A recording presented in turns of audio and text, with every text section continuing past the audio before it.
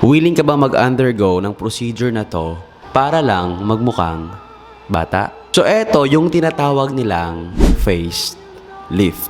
So habang tumatanda tayo, yung balat natin becomes thinner, numinipit, nawawala yung fats, at hindi na siya nagmumukhang smooth o di kaya elastic. Kaya kapag nagkakaedad ka, makikita mo nagkakaroon ka na ng wrinkles o di kaya medyo saggy yung face mo. So facelift is one of the procedure para masolusyonan ang iyong problema. So based on what I watch online, yung ginagawa nila, parang binabanat yung face mo dito, tatahiin sa tenga, kukunin yung excess na balat.